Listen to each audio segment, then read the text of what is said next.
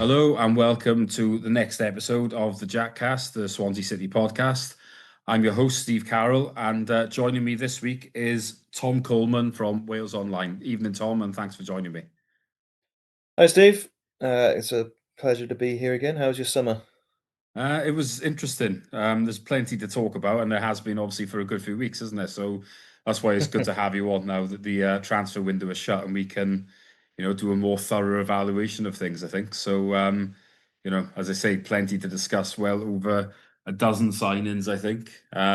Probably not something either of us would have expected, but the last time we recorded was just after the Sheffield Wednesday game. So, quite a bit of optimism really after that with a positive start to the season. But I've put it out there before I went to Kazakhstan. I was hoping that we'd be quite up to date, but the current Swansea City decided to bring in an extra three players on deadline day. So yeah, not entirely expected, I would say, but quite refreshing. Maybe we'll start with Adam Eder, who's coming from Celtic for quite a sizable fee, I would think. I mean, the talking point all summer had been about strikers, hadn't it? Swansea really looking to bring one in, particularly in the last few weeks with a lot of other signings already in, and it did seem as if that was the top priority. I mean, what do you make of this deal? I mean, from my point of view, it does feel as if we paid quite a bit of money for him. Not 100% we've got great value for money, but at the same time, I do think that it could be quite a decent acquisition. What do you think? Yeah, I mean, it's not a case of feeling like it's a lot of money. It is a lot of money for Swansea City. I mean, £6 million is what we're led to believe the fee is well, it's there or thereabouts, isn't it? That's the comfortably, I think, the most um, Swansea have paid for a player since relegation. I mean, I'm well, maybe a Noosa might be close to it. I'm not sure, but certainly this level of spending on one player is something that we've really not seen since Swansea were back in the Championship. As for what we can expect, I mean, I was a little bit surprised by some of the reactions up in Scotland to Adam Idah, because I think it feels like he left under a bit of a cloud up there, and I'm not exactly privy to exactly why. But I don't think a lot of Celtic fans are necessarily gutted to see him go. Well, I think they are a little bit irritated at the fact that a replacement hasn't been signed. But he had a pretty decent goal scoring record at Celtic. He's obviously got a bit of championship experience. I think there's Alan Sheehan well, from the sounds of, well, from what I'm told, has been watching him for quite a long time. So I think he believes that Adam will be a good fit. Um, yeah, look, I think it's one of those where there is perhaps a little bit more pressure on Adam than there is on other signings that have been made this summer, and that's just because of the price tag. It's not necessarily fair because it's not his fault that he's cost so much, but it's nevertheless where we are. And yeah, why Swansea have decided to splash out so much money, I'm not sure. Maybe they feel, Adam Eder is he's 24 years of age as well, which I was again surprised about because it feels like he's been around for ages. Maybe they feel that there's some really good years ahead of him, and he can explode with Swansea in the Championship, and that in itself would justify the fee. Or I hate to use the word desperation, but I don't think it was any secret, really, was it, that Swansea needed a striker? And the closer we got to deadline day, and the more targets that Swansea missed out on, I think perhaps the looser the purse strings became. That's purely me speculating there, but either way, it's a big deal. It's an eye-catching deal, and let's hope it's one that pays off. Because at the end of the day, if Adam Idah scores a hatful of goals, no one's going to be too bothered by that price tag. No, absolutely not. That's the name of the game, isn't it? For a striker, particularly, they're all judged on goals, and like if he fires, then I'm sure no one will be too bothered. But he might find it a bit tough at the moment to get into the team, seeing as Potnik has hit the best form of his career, but well, certainly a Swansea career, anyways. But I'm sure we'll come on to that a bit later. They weren't the only deals that were done for Swansea late on. So Isha Samuel Smith has come in on loan and so has Manuel Benson. Samuel Smith, a left back, I think it's fair to say that he's not going to play a huge amount. I mean, Josh Tyman has made that spot his own, really. But I mean, I'm looking at Benson more in particular and thinking he did start for Burnley at this level 3 seasons ago. He's had some injury problems since. Probably needed a move now to kickstart again. Um, that one feels like quite an exciting one to me if he can stay fit, because we probably did need another wide man to try and complement us. And he could really be a good signing, I think, for Swansea if he does manage to stay fit and manage to establish himself in the team. I mean, what do you think? Well, I think he might have the same problem as Eder because he's coming up against a player in Ronaldo who's also finding a little bit of form, isn't he? I mean, I think one of the big criticisms of Ronaldo in his Swansea career is that he hasn't added goal contributions to his game, and he's another goal at the weekend, um, and he's kind of answered that a little bit more, hasn't he? I agree that Manuel Benson feels like a more exciting signing. It's definitely one that I think many perhaps considered to be a bit of a bonus on deadline day. There was that anxious wait, wasn't there? And I don't think I think it was probably a move that was a little bit more reactive. He was obviously a player I think that Swansea had on their radar for some time, but I'm led to believe up until very late in the window, there was a presumption that he wasn't going to be a player that was going to be available. And then obviously that changed, and you have to give credit to the recruitment team for moving so quickly, especially when you consider in previous transfer windows some of the decision making has been a bit sluggish and has probably cost the club a few targets. But yeah, I think on paper Benson is a very exciting signing.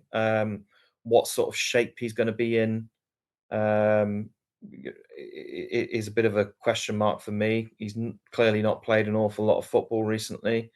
So yeah, I think I wouldn't be surprised if he's gradually eased into the team. But I think the fact that we're talking about both Ronaldo and Vibotnik potentially being unlucky to lose their place to these new signings, I think probably says a lot about the depth in the squad at the moment, which is something we've not been able to say for a little while, is it? Absolutely. I mean, you mentioned there about Vipotnik and Ronald. I mean, if you'd said to me before a ball was kicked, they're going to be our two main goal threats, if I'm honest, I would have been a bit concerned. But to be fair, both of them have been in really good form recently, and it just feels as if there's genuine competition for places there at the moment, which I can't really remember the last time I said that. I mean, I look at the squad now, and I think in nearly every position other than probably goalkeeper. And I suppose could you say right back? But I mean, Galbraith can fill in there, and obviously we've had Sam Parker. It does feel as if we've got two players for every position now, and that can only be a good thing because we know how demanding this division is, and it really does give the manager a lot of options, doesn't it? It does, yeah, and I think certainly there were certain positions where I think it was a bit more of a worry than others. Obviously, the options in the centre of midfield I think were addressed quite quickly, and there's arguably some difficult decisions to be made there now. And but I think up front, as I mentioned, was a bit of a worry coming into the end of the end of the transfer window, and left back I think was another one. There were some really big concerns behind the scenes about the reliance on Timon. Timon is a hugely influential player to how Swansea operate under Sheehan, and I think there was a fear that if Timon got an injury or if he had a spell out, that was going to be quite costly. Perhaps Galbraith could have filled in there. I'm not sure, but to get another left back on board, albeit a young and I suppose largely unproven at this level option, I still think it's a boost and it's a good thing to have. But yeah, I think you look all over the pitch now, and I think there's not just options behind, but there's options that are pushing to start games as well, and I think that's a really important thing. And now suddenly, there's players who in the past I think would have been quite assured of a place, who would have perhaps even been considered important parts of that team, I'm thinking, players like Liam Cullen, for example. Where does he fit in at the moment? It's difficult to see, exactly where he's sort of going to be nailed on. And then obviously Ollie Cooper, who I'm sure we'll come on to in a second, a player that has served Swansea very, very well. Now finds himself behind the pecking order. There's some difficult decisions, but as the cliche goes, these are nice problems to have as a manager. Yeah, absolutely. They really are nice problems. I mean, I think there's a few managers in the recent history of Swansea that would absolutely love to have had these dilemmas rather than being limited on what they had and square pegs and round holes and stuff like that. But yeah, Sheehan does have a bit of an embarrassment of riches at the moment, and I think he's going to have to deliver. Is my instinct on it. But Mhm. I mean, as a result of a lot of these signings, we have seen some departures as well. I mean, Josh Janelli has departed. Didn't really work out for him, did it? I mean, I have some sympathy because of injuries, but I mean, if you can't get on the pitch, then it's a waste of time, really, isn't it? I mean, Ollie Cooper is a player I like, but I mean, he just wasn't going to play. I think he's just a victim of so many signings coming in. So I'm glad he's gone out on loan, and then a few youngsters like Carell Wilson, Joel Cottrell, Emer Gavia, and Cameron Congreve have all gone on loan, which again I think is wise. I think for those guys, they need to get out there and play in men's football really, and trying to come back in a year's time and see where they're at and where the club is at, and I think they seem wise. I mean, were you shocked to see any of those departures? I mean, from my point of view, they're all expected. If anything, I thought one or two others may have moved on as well. No, I wasn't massively surprised by any of them, to be honest. I think, as you say, with Josh Ginnelly, it just hasn't worked out for him. And it's a huge shame, really. But he definitely needs to go back somewhere where he can really just play football again, really. And Ollie Cooper, I think in an ideal world, I think Sheehan would have probably been open to keeping Ollie Cooper, but with the number of midfielders that came on board, and the more apparent it became that he was going to be down the pecking order, I think there was an acceptance that Ollie Cooper was kind of, it would have been a disservice to him, I think, for him to not play any football. And I think with a World Cup coming up with Wales, he will want to catch the eye of Craig Bellamy, I'm sure. So I think probably a move away, a loan spell away, was probably a good thing for him. Other departures, I think, were pretty predictable, weren't they? I mean, throwing it back even further to the likes of Jerry Yates and Miko Kukurevich, who clearly didn't seem to be part of the long term future, and Swansea have managed to get a bit of money for those two, which is good. And then Nathan Chuanon, I think, was another one. There's been a bit of a clearing of the decks, really, and I think that's kind of helped give them a little bit more financial breathing room, perhaps, in terms of the market. But I don't think there's anyone. When you look at the list of exits, I don't think there's anyone really there that really makes the eyebrows raise too much. Yeah, that's how I see it. Really, I mean, I don't think Swansea have lost anyone that they would really wanted to have kept. That's a way to look at it. Really, the guys that have gone are either youngsters or people that were not gonna play. So in that sense, they've actually done quite well to remove some of the players that um, weren't going to get much of a look in. I think Jay Fulton was one I was alluding to when we were chatting just now. I thought he may have gone, but he does remain at this stage. But I think it's I unlikely that he's going to play. I thought he might be one that would go too, but I think I whenever I've spoken to Alan Sheehan about him, I think it's pretty obvious to me that he views Jay as a very important professional presence to have around, even if he's not necessarily going to play any games. And I mean, the last time I spoke to Sheehan about Jay, he was very keen to stress that one of the reasons he's injured at the moment was that he allegedly played on for a good 15, 20 minutes with that groin injury. And he was like, and Alan made the point, this is the sort of player that you're dealing with, someone who's dedicated to the cause and is really professional. And Alan really, really values those kinds of personalities.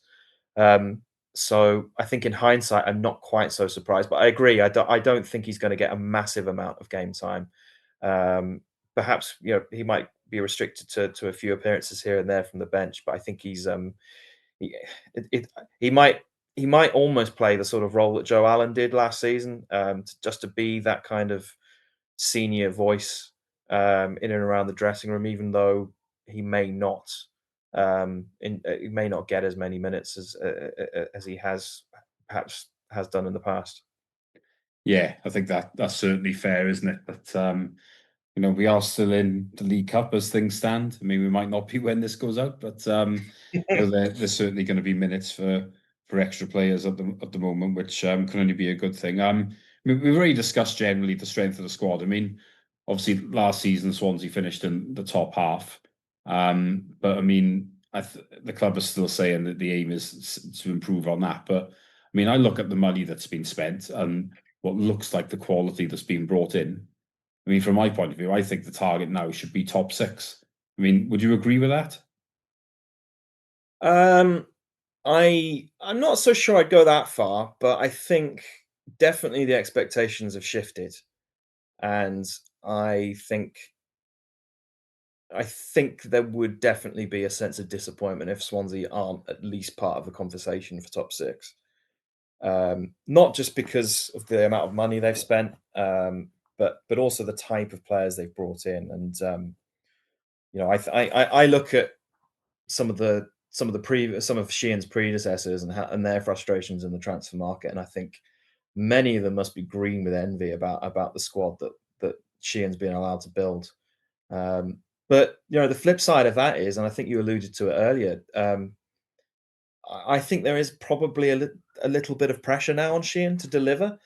Um, Pressure that perhaps probably wasn't there before, and certainly wasn't there under many of his predecessors. Because I think the likes of Williams and Martin and maybe even before that, but I think some of them. There were occasions where I think goings on behind the scenes and the sort of chaotic recruitment drives might well have bought them a bit more sympathy and a bit more time that they might not have otherwise had.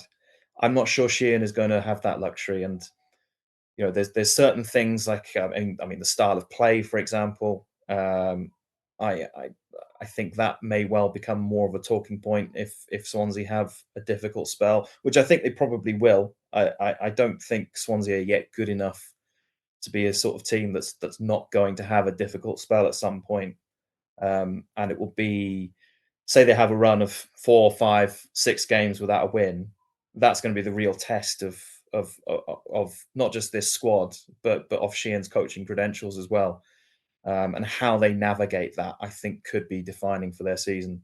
So I think that is, I mean, let's be clear. I think there's still plenty of room for positivity and plenty of reason to be optimistic about what the future has. But I think that is the one niggling bit of doubt in my mind, and I would be interested to see how Sheehan and the players handle that as and when it happens.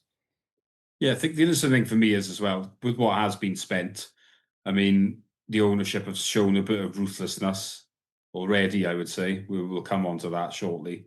Um, but that tells me really that with what they spent, that surely the expectation for them is going to be we've got to at least be challenging for that top six. And I think that if we're not, I do think the manager's position will be in under scrutiny because I just think now there is genuine ambition at this club to try and get back into the Premier League. And it's a long time since I've actually been able to say that. But I can't imagine they're going to let sentiment cloud judgment too much here if they feel as if we need to improve. Do you think the same thing? Um, yeah, I think. Well, it's difficult, isn't it? Because I mean, you can't.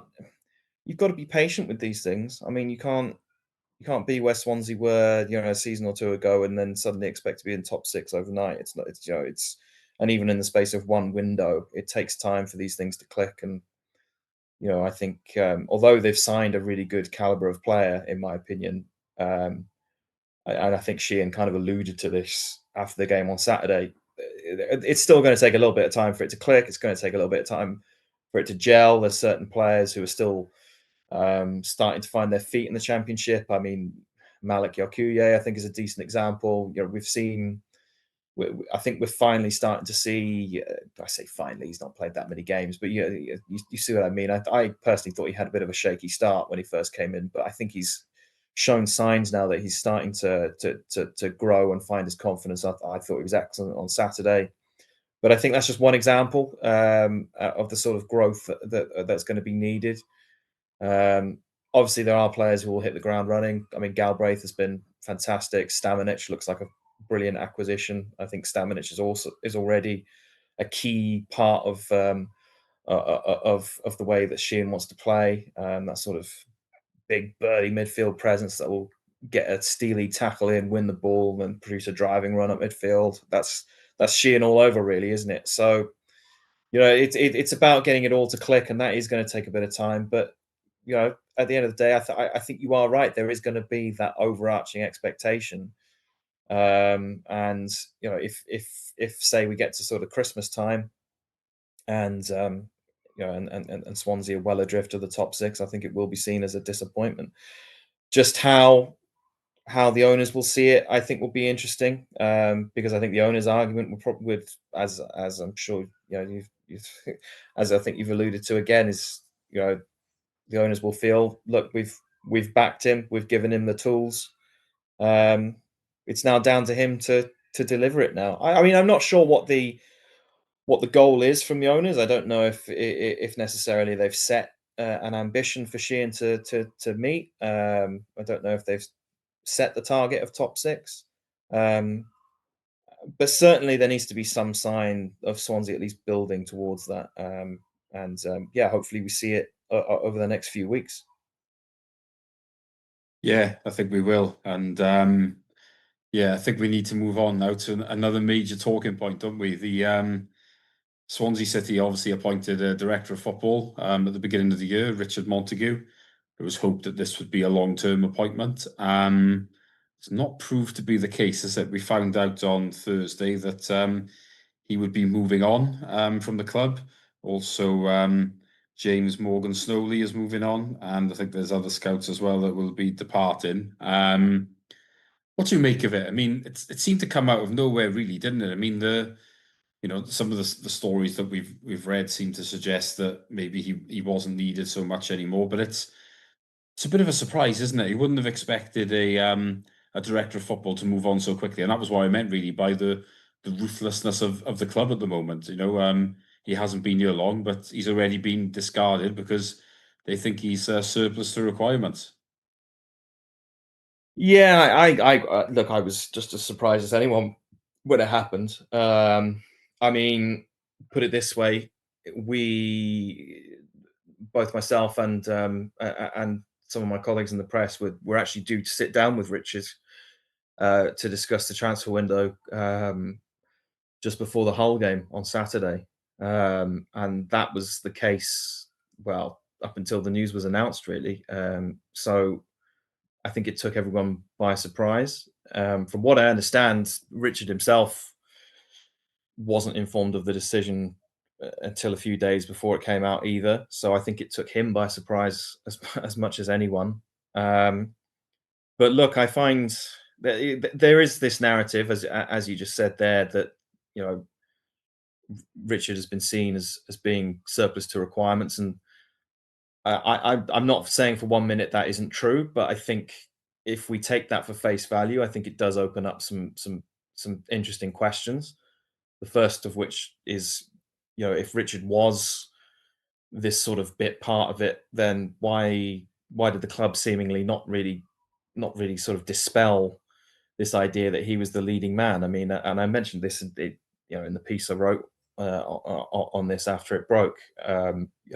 Richard was very much the one who was kind of leading the messaging to the press on transfers. He was very much the one leading the messaging to fans, as he was the one who fronted up at the fans forum, took questions on the transfer dealings that Swansea were hoping to do in the summer.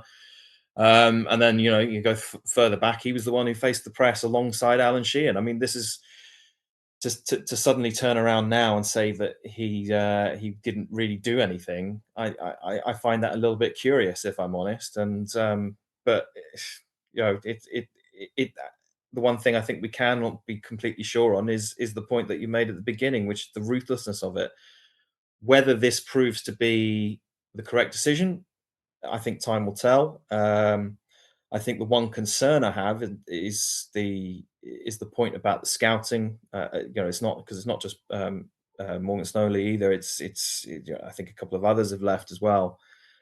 And I'm just a little bit concerned that perhaps we're facing yet another overhaul in that area of the club, which we've had, in my opinion, too many of those in recent years. But the flip side of that is perhaps this was, if you are going to do that, and if that's what you wanted to do, perhaps now is the best time to do it because you come at it from a position of strength. You've had what looks to be a really, really good transfer window, and it. I think January was probably going to be quite quiet anyway. So maybe now is the best time to do it, but. There's still a lot of questions for me about this, and I think it's also important to note as well that the narrative that has come out around Montague and his role at the club isn't necessarily one that's universally shared at Swansea. I think there has been some pushback on that point from people I've spoken to. So yeah, no, there's still a lot of questions, and hopefully a lot of it will come out in the wash, but we'll have to wait and see on it. But you know, hopefully it's not going to be too much of a distraction for matters on the field and for what Alan Sheehan is trying to do. Yeah, I mean, like you say there, I think if you're ever going to do it, now isn't a bad time where you've had a good transfer window on the face of it. January, as you say as well, should be quite quiet. The worst thing that can happen is you go in, these decisions are made just before a transfer window opens and you're immediately on the back foot. At least that hasn't happened. But does feel a bit strange. And it doesn't sound as if he's going to be replaced either, does it? I mean, it sounds really as if Adam Worth is going to be, heading up transfers. And obviously Tom Gorringe I suppose, will be involved as well. So I guess those two now are the key decision makers at the club, aren't they?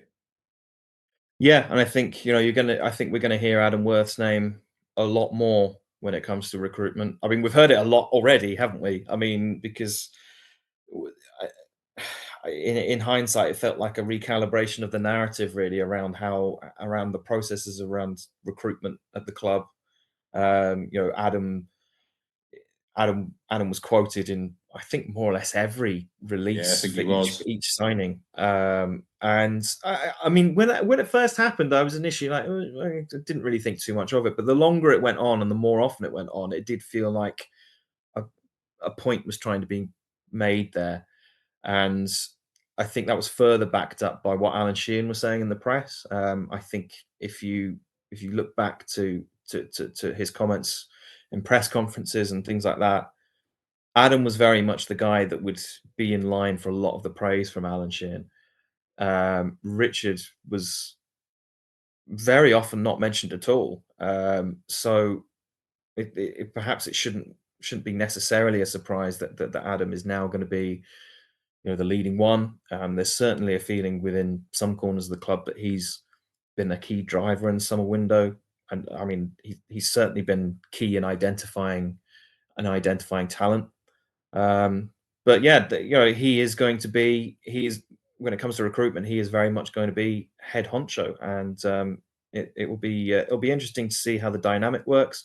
Obviously, as we mentioned, the scouting team is there's a hole in there that's going to need to be filled. So yeah, we'll have to see how it works.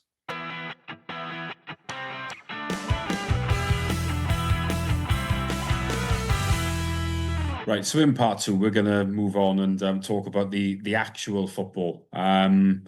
So the Swans resumed action after the international break on Saturday, facing Hull at home. Obviously, the situation was we were at 7 points from 4 games so far. Certainly looking to build on that against the Hull side who were below us in the table. I think there's definitely going to be some frustration in this conversation, certainly from me anyway. But yeah, I mean, I was expecting us to win this game. I didn't think the Swans played brilliantly. I got to be honest, didn't really create a huge amount, but did manage to get the first goal through Zamva Potnik. And I got to say that it was a very well taken goal, brilliant turn, shot into the bottom corner. He's on form at the moment, isn't he? I mean, my criticism of Vopotnik generally through his Swansea career up to this point is that he's just been a bit like lethargic, hasn't looked hugely interested, but he seems to have come alive the last few weeks. Yeah, it's almost as if that speculation about him being moved on has, I don't know, maybe pissed him off a little bit. I don't know. It's something's changed in him, hasn't it? And it does feel like it's started to click for him. I think, the big thing he has struggled with up until this point, up until this run of form, I should say, is the pace of the championship. I think he's really, really struggled to match that. And how many times had we seen Jan Botnik sort of half a yard off, connecting with a cross, or not quite reading a through ball properly, or stuff like that, where you can tell he's sort of reading it okay, but he's just not been quick enough. And I think the last few weeks there's been some real signs of progress, I think, um, in terms of his understanding of that. I think as well, and Saturday was a good example, is that perhaps Swansea have started to play to his strengths a little bit more. You know that lovely ball on the deck and allowing him to sort of ease off the defender on the edge of the area, thumping one in. I mean, although obviously by Zavabotnik standards, it was quite a tame effort, I guess. But perhaps allowing him to sort of lurk on the edge of the area, and perhaps feeding him that way is perhaps a bit more of a productive way than than than feeding the ball out to the wings, and trying to make something happen by getting balls into the box, which has largely been the Alan Sheehan blueprint.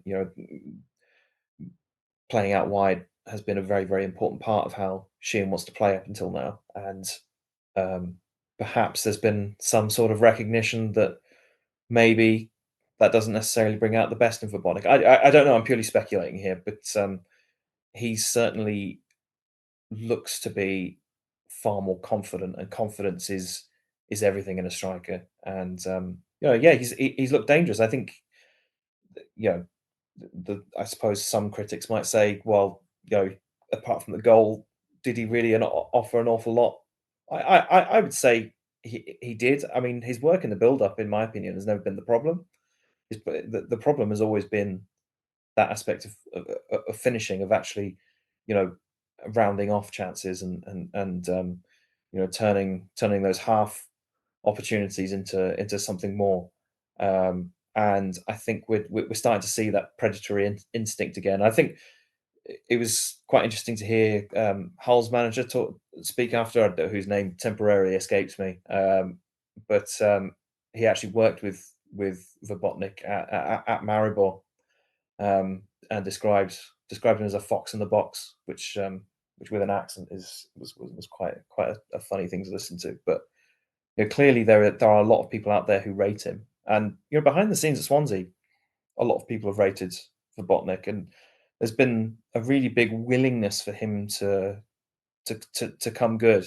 And I think up until recently there was, I think, a growing fear that it just wasn't going to happen for him. But look, he's enjoying his football, and I really, really hope it continues for him, because if he can find a bit of form, if he can maybe hit double figures, that's going to be a huge, huge asset to Swansea, who, let's face it, last season goal scoring was a problem for them.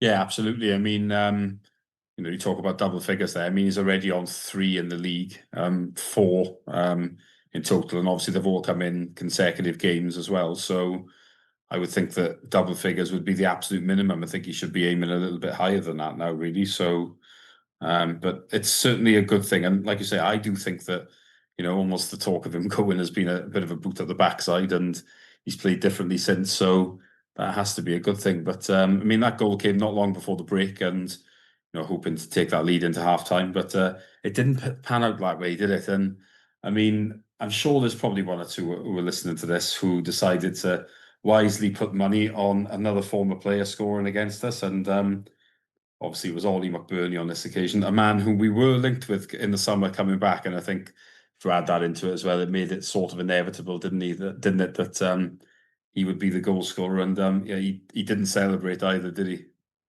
No, he didn't. I think I'm in a minority of people when I say that I'm not a fan of players not celebrating at former clubs. I don't. No, to be honest, It's I agree with you. I think there's certain instances where I remember when Frank Lampard scored against Chelsea and he didn't. I remember thinking, well, we are talking here about a proper legend. It would look a bit harsh, but I mean, generally, I think McBurney wasn't here a huge amount of time. Was only really in the team for a year. Left a long time ago now. It does feel a bit excessive at times, doesn't it? it does, and I mean, I think the most ludicrous example of it was when Declan Rice scored against Ireland. I mean, that really was absolutely ridiculous. But anyway, I'm getting sidetracked here. But yeah, the Ollie McBurney thing. I mean, I when I was arriving at the Swansea.com stadium, I was kind of thinking, well, I would be quite surprised if Ollie McBurney doesn't have some sort of impact today. And go the goal he scored was, I mean, I wouldn't say it was necessarily a typical Ollie McBurney goal, but it was sort of a reminder, wasn't it, that a player like that can get you goals out of nothing. And the reason I say it was out of nothing is because although I don't think Swansea dominated possession, but they didn't create an awful lot in the final third. But they were far beyond Hull in terms of creativity in that final third. So I was I think when Swansea went 1-0 up, you kind of assumed that was going to be a bit of a platform for them to maybe get another one and maybe sort of take the game by the scruff of the neck a little bit more. And I think if Ollie McBurney doesn't score that goal on the stroke of half time, it's probably a different game. But those are the sort of moments that McBurney can give you, and it's exactly the reason why Swansea took a, at least a tentative interest earlier in the summer. How far along the line it got, I'm not so sure. That really does depend on who you talk to, I think. But there certainly was interest there. I think finances were clearly a bit of an issue there. But yeah, I don't know how well I don't know how well an Ollie McBurney return would have gone down as well, because fans and perhaps you might be able to shed a bit more light on this, but I did feel like fans were quite split on it, because there were some who rightly highlighted the fact that he's got an excellent goal scoring record at this level, and there are others who kind of thought it was perhaps going to be a bit of a step backwards. I don't. Perhaps you can offer something on that. I don't know. Quite an interesting one, actually. I do think there was a split. I mean, quite a few saying that he hadn't done a lot since he left, and I mean, I was one of the ones that was actually in favour of him coming in, partly because it would have been a free transfer. So I'm not sure I would have wanted to have paid anywhere near the Adam Eder type of money to someone that is, I think he's 28, 29 now. But I mean, the only season he's really been first choice in this division since he left, I think he did get 15 goals. So, I mean, the truth is, I don't think there's a huge amount of strikers out there anymore either. It's not like the old days where teams would play two up front and they'd have two in reserve. It's hard now to get a couple of decent strikers in. We're even seeing it in the top flight where, teams at the top have really struggled to get strikers. And I think it's trickled down a little bit because they're just not there. So I do think there was a split, but I would have been in favour of it. I mean, if you pair him up against Adam Eder, for example, I do think in terms of value for money, McBurney may have been the better bet, but obviously Eder Mm, is quite a bit younger, so time will tell, as it always does. And it is a game of opinions. I do sort of understand why people think wouldn't have been a wise move, but I certainly think there was a deal that would have been worth pursuing, and I think he has got a couple of goals already under his belt for Hull, so I think he'll do mm, well there. But yeah, I personally would have taken him, but yeah, to answer your question, I don't think you're wrong in terms of it being a split. I think there was a split, but look, either way, I'm reading it as I'm assuming we weren't prepared to pay what Hull were. So was that a bad thing? Maybe not, to be honest. Because if he's on a, I would have been willing to have made him a decent contract offer, but if Hull have offered him more than that, then sometimes you have to know when to step away from a deal. And look, time will tell if we've made a mistake or not. But he certainly hurt us the other day, didn't he? But the Swans did regain the lead in the second half through the other player who seems to be the goal threat, Ronaldo. And to be fair, he took it very well, I thought. And I mean, after that, the Swans did seem to be in control really until a few substitutions were made that I didn't agree with at the time, and I think with hindsight were mistakes really. But up until that point, it was going quite well, wasn't it? Well, yeah, and I think I mean Hull had a couple of opportunities. I think shortly before that goal, I think McBurney had one that had a shot on the turn that went wide, and I think Gelhardt had a header that was saved. Well, that might have been after the goal actually, but what Hull improved after the break, but I don't think you could say that they were necessarily as all over them as they would later turn out to be. But yeah, I think there were spells where Swansea just looked really, really comfortable in this game, and I just don't think they made the most of it. And Sheehan said as much really after the game. I mean, the second goal, got to give credit to Yalkuye, absolutely fantastic run. Um, it was a bit bizarre, really, because he goes down on the edge of the box, and I actually turned away because I just assumed that the referee was going to blow up for a free kick because to me it just looked a nailed on foul, and obviously Alcuye himself thought so, and the whole defence seemingly seemed to think as seemed to think so as well because they all seem to just freeze, and Anusa then sort of mops up and then dinks it in for Ronaldo, and even when Ronaldo scored, he was so isolated and so unmarked. I was like, well, he's a mile offside there. So I was kind of waiting for the flag to go up. But I mean, I looked at the replay and obviously no, he's comfortably onside. But it felt like a really bizarre moment, and um, I would say it wasn't. But yeah, no, I mean Swansea just didn't seem to take full advantage of it after going 2-1 up.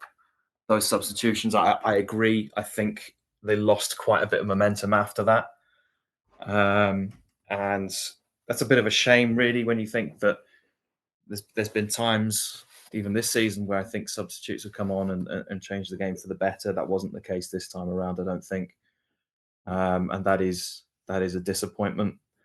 Um, but I think if you're also looking at the picture overall, I think the only two shots on target Swansea had were the goals, and I think that's an issue that goes beyond a few substitutions. Certainly in the first half, as I keep saying, they enjoyed a lot of possession, but just didn't really test the whole keeper enough. And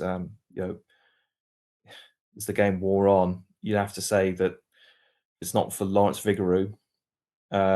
It could be a far more disappointing afternoon than it was. And yeah, I don't think anyone, if we're being completely honest, was anyone really that surprised when John Egan pops up deep into stoppage time and equalises? Because I certainly wasn't. It felt like it was coming. And if you're looking at it from a whole point of view, you have to say they were probably worth a point. And I think Sheehan said as much himself. And so yeah, just a really frustrating, weird game. And I say weird because I think there were definitely some individual positives to take from it, but there's clearly a little bit of work, and I guess it comes back to what I was alluding to earlier in the pod when I said, there's still a bit of gelling in this team that needs to be done. There's still a few players that perhaps need to find their feet a little bit more, get used to the rigors of Championship football, and perhaps come up to speed with Sheehan's methods. And I guess in many ways, this game just encapsulated quite a lot of that. Really, just a really, really frustrating game of football. And I think looking back on it, I'm still not entirely sure I'm not entirely sure exactly what it means, really. Yeah, I mean, I obviously, like I said, I mentioned the subs, the likes of Cullen and Eon coming on. I mean, I just found it quite surprising because the squad has been quite significantly strengthened now, and I don't think either of those two players have had great starts to the season. So I didn't expect them to come on. I mean, it almost felt a bit as if he makes decisions on that before the game, and he wasn't reacting to the situation of the game. I mean, I thought Benson would have come on, and I'm surprised that he didn't. I think Ida for Vipotnik was fairly likely. Um, but I mean, I look at especially the later substitution of Waddell for Franco, and I find that completely baffling because at that point, there's not long of the game left. You're bringing on a more attacking player for a more defensive player.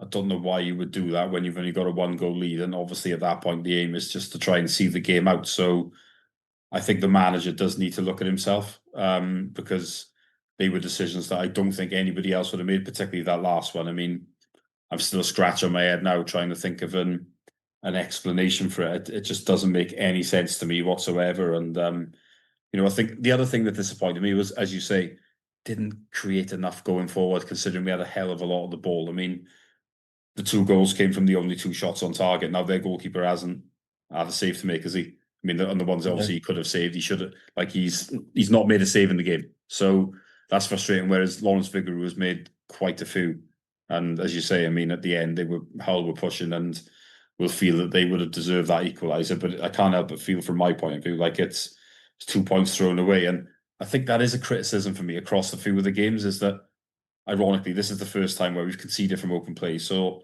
defensively, we're clearly quite good in general. But going forward, when I don't think we're hurting the opposition enough, not creating enough, and that is a concern for me because we have got the players that can do damage to people, particularly now with some of the ones that have come in later on in the window. But do you think that's a fair assessment that Swansea haven't really created enough chances from open play in their game so far? Oh, absolutely. Yeah, I think so. I think I think it's been an issue. It feels like it's been an issue for a while now. Even going back to last season, really, or towards the end of last season. I think, and I think this is one of the. It's perhaps one of the early criticisms of Sheehan is that he does he does really well to nullify the threat of certain teams. Um, but I think there is an argument to suggest that maybe the way Swansea set up under him focuses too much on the strengths of the opposition rather than the strengths of Swansea in possession. If you understand what I mean. So I think there's a lot of work on the intensity out of possession and on the press and trying to suffocate teams when they're in possession. But I don't think we've seen Swansea really kind of express themselves on the ball yet, which is you know the Swansea way that people keep talking about. There's various different ways of achieving that, but I think expressing yourself on the ball is definitely part of that, and I don't think we've yet seen that. We've not yet seen that happen. I think that's not necessarily a Sheehan issue. I think it has perhaps been a personnel issue as well.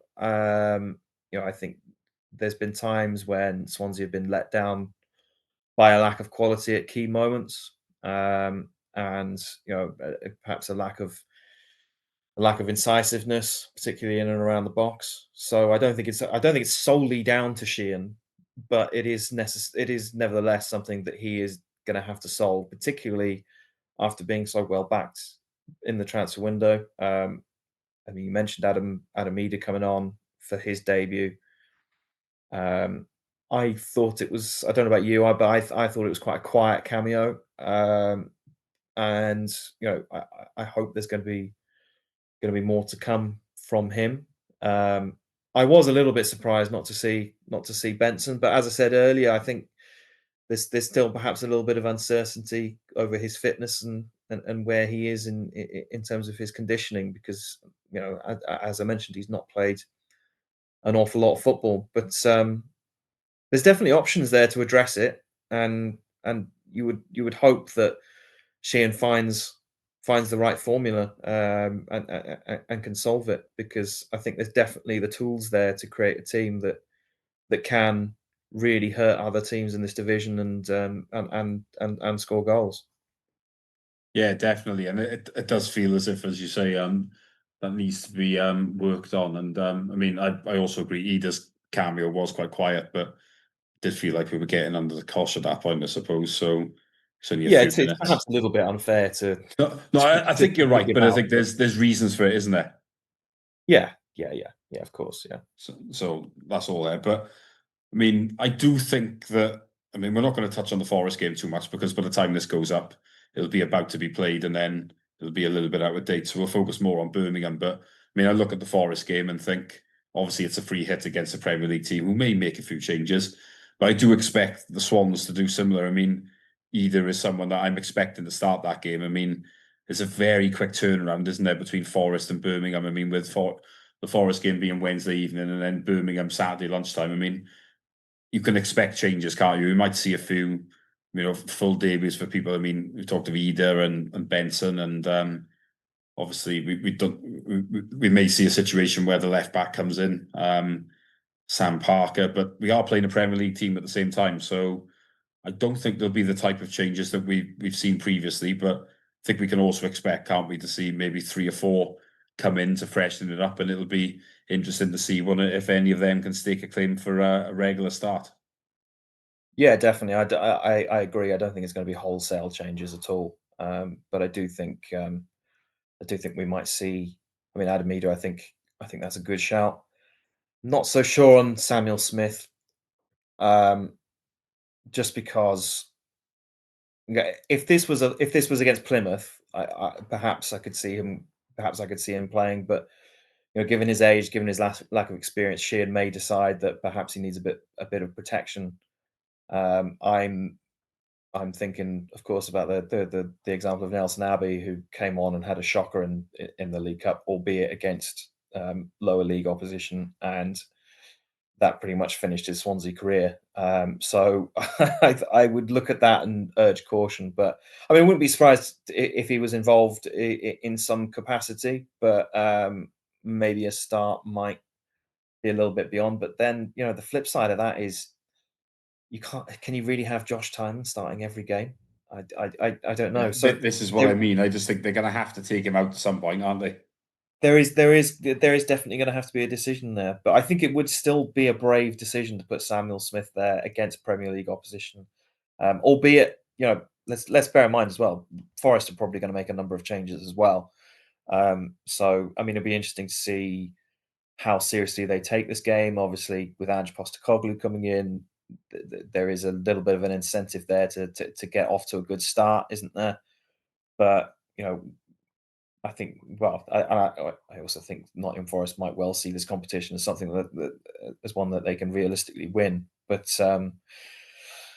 yeah, Sheehan may well have bigger things on his mind, but I don't think he's the sort of person who who doesn't go into a game not wanting to win it, if you know what I mean. I think he wants to win every game that he sets up for. So I think we will see a strong team. I think we will see a bit of rotation. Be interesting to see if Marcus Stamenic plays, because obviously he was out with that groin problem at the weekend. There is a suggestion that he might be able to make it. Hopefully, we'll see him back for that Birmingham game, because I personally thought he was a really big miss on Saturday against Hull. So maybe he comes back in if he's fit.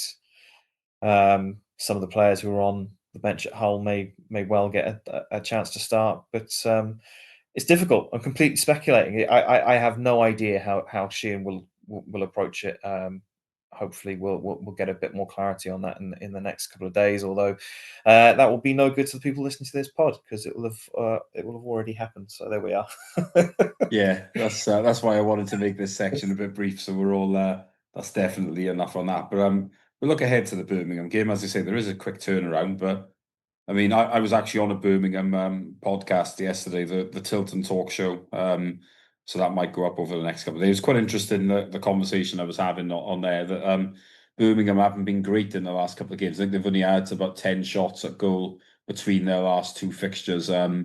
both have ended in defeat. So they're not on the best of form. I think everyone would have expected them to have done well this season, probably because like Wrexham, who've also come up to, they've got a big budget and obviously stormed through League One last year to setting the points record. But I mean, it's been a reasonable start for them, but not a brilliant one. I mean, how do you see this one, Tom? I mean, I see it as probably one that could be likely to be a draw, is what I'm thinking, which wouldn't be a bad result, I don't think. But it seems like at the moment, two teams that are not giving a huge amount away defensively, but probably not creating a huge amount going forward. I mean, do you think that's a fair assumption?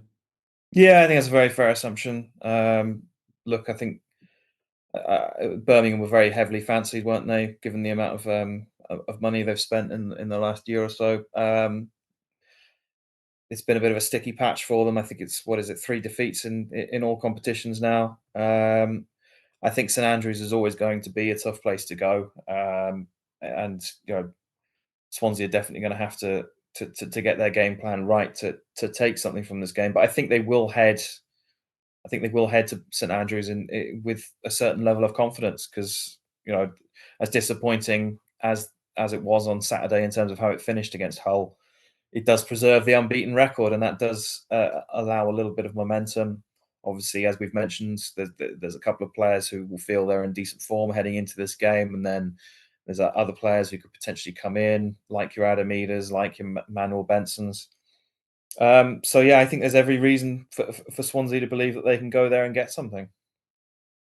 Yeah, definitely. Fingers crossed. And we're taking a big following up to St Andrews. It's sold out. I'll be in the crowd, which I'm looking forward to. It should be a good day. I hope it's not like last time we visited there, where we were winning in injury time and conceded in the last minute, which was exactly what happened at the weekend. That was also a 2-2 draw. And but yeah, we will see. I think a point would be a positive result to take from there, but certainly looking for an improvement with creating chances, I would say. And trying to revert to not being as easy to score against with conceding two at the weekend. But we will see. That's it for this week, a bumper edition. Huge thanks to Tom for taking time out of his week to discuss all things Swansea City. Next week we have a rare week where we don't actually have a midweek fixture for once, so I'm sure we will make a return at that point, and yeah, we will see what has happened at the Swans in the next week or so, which it never seems to be dull down here, does it? And I'm sure it'll never change. But like I said, big thanks to Tom, and thanks to you all for listening. And we will be back next week. Bye for now.